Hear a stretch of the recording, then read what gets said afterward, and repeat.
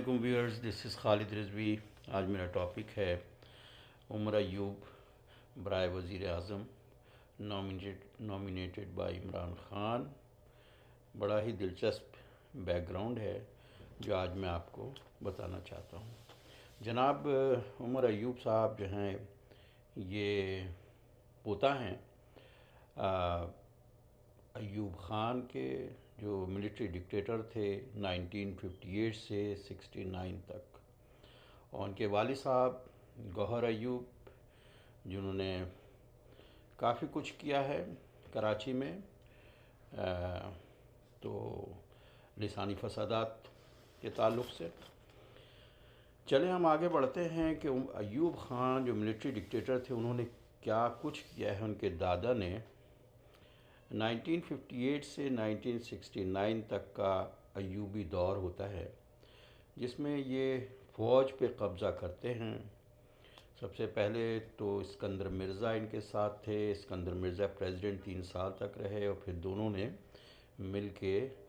اسکندر مرزا نے martial law administrator یعنی انہوں نے ایبروگیٹ کیا آئین کو، اور پھر اس کے بعد ایوب خان نے ان کو چلتا کر دیا اسکندر مرزا کو، اور ان کے کن پٹی پہ گن رکھ کے، جس میں برکی صاحب ہوتے ہیں ساتھ جو کہ عمران خان کے خالو ہوتے ہیں، اور انہوں نے ان کو لندن چلتا کر دیا۔ بعد میں ان کو پاکستان کی زمین نصیب نہ ہوئی، اور وہ پڑپوتے تھے میر جعفر کے، تو انہوں نے سب سے پہلا کارنامہ تو انہوں نے کیا، لیکن دونوں مل کے ایوب خان نے پھر ان کو پلٹ دیا اور ان کو باہر کیا۔ تو خیر، اب یہ کہانی شروع ہوتی ہے ایوب خان کے سے کہ انہوں نے کیا کیا کارنامے انجام دیے۔ تو آئین کو ایبروگیٹ کرنے کے لیے جسٹس معین منیر کا استعمال کیا، جو ڈاکٹرائن آف نیسیسٹی جس نے بنایا کہ ہر ان کی ڈکٹیٹرشپ کو ویلیڈیٹ کیا گیا، اور اس کے بعد پاکستان میں مستقل اسی پی سی او کے تحت جج آتے رہے۔ پورا نظام یعنی کئی مرتبہ اس کے بعد بھی جو ڈکٹیٹرز آتے رہے، چاہے وہ ضیاء الحق ہو، مشرف ہوں، یا خان، یہ سارے جو ہیں مقصد ہے کہ اسی پی سی او کے تحت۔ خیر، تو اب میں 1958 سے اب میں پیریڈ دیکھتا ہوں کہ جب ایوب خان نے فوج پہ قبضہ کر لیا تو اس کا ریئیکشن یہ ہوا کہ اس وقت بنگالیوں کی نمائندگی نہیں تھی، یعنی فوج میں بنگالی ہوتے ہی نہیں تھے، تو فوج کو تو مایوسی اور محرومی میں وہ چلے گئے کہ ہم تو اقتدار پہ کبھی آ ہی نہیں سکتے، ہم حکومت میں آ ہی نہیں سکتے ہیں، اور وہ ایک بہت بڑی ریزنٹمنٹ وہاں سے شروع ہو گئی مشرقی پاکستان میں، یعنی مشرقی پاکستان ٹوٹنے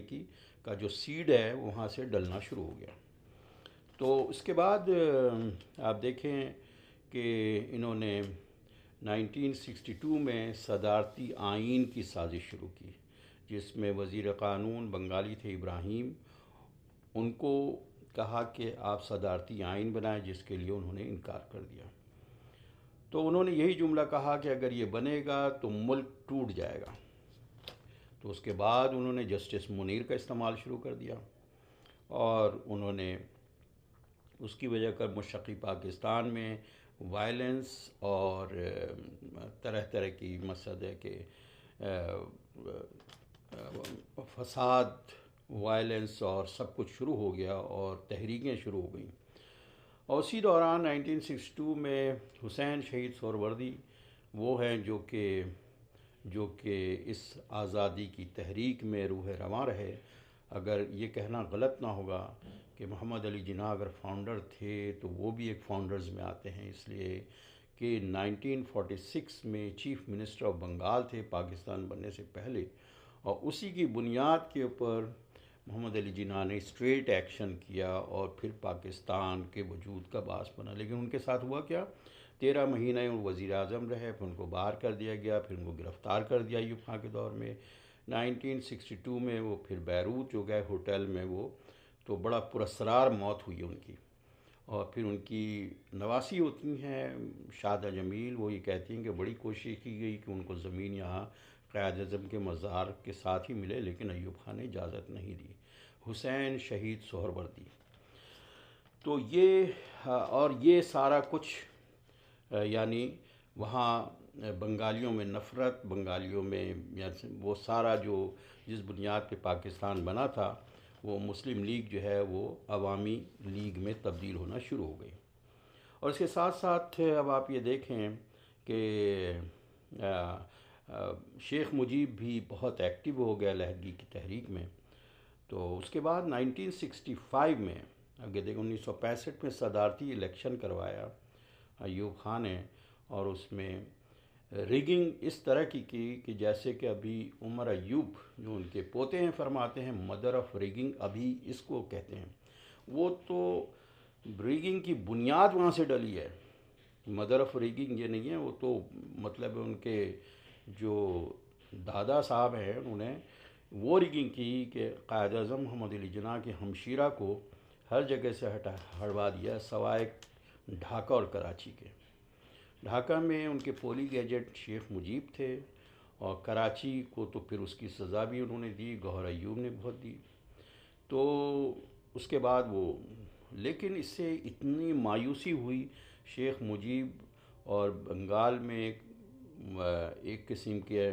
علیحدگی کی تحریک اور تیز ہو گئی، اور ریزنٹمنٹ ان کا بہت بڑھ گیا اس کے بعد سے۔ تو اس کے بعد اب آپ دیکھیں گے 1966 میں 6 نکات یعنی آٹونومی کا مطالبہ شروع ہو گیا شیخ مجیب کی طرف سے۔ پھر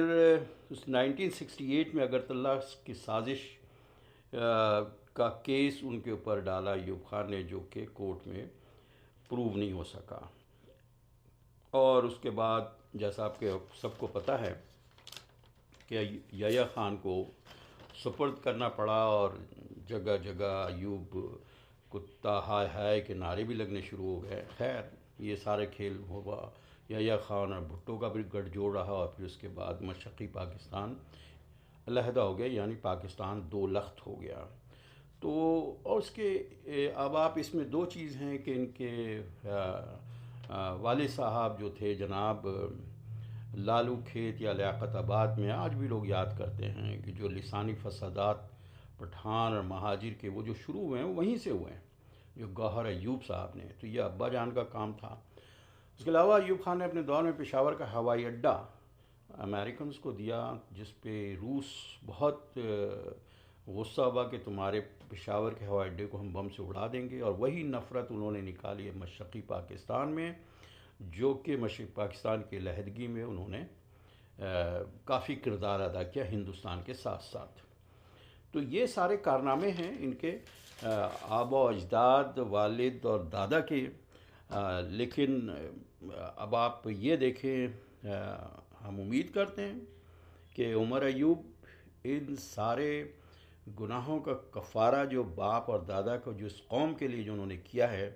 کہ مشرقی پاکستان میں کی جو علیحدگی ہے اس کی بنیاد ہی وہیں سے ڈلی ہے، اور آج بھی پاکستان جو ڈی سٹیبلائز ہے اس کی بنیاد وہی ہے کہ فوج نے آج تک اسی طرح قبضہ کیا ہوا ہے، ہر ٹائم ٹو ٹائم پی سی او کے تحت مارشاء اللہ آتا رہا، اگر نہ بھی آئے تو انڈائریکٹ فوج کا قبضہ ہے، اور آج تک انسٹیٹیوشن نہیں آزاد ہو سکا ہے دوسرے انسٹیٹیوشن۔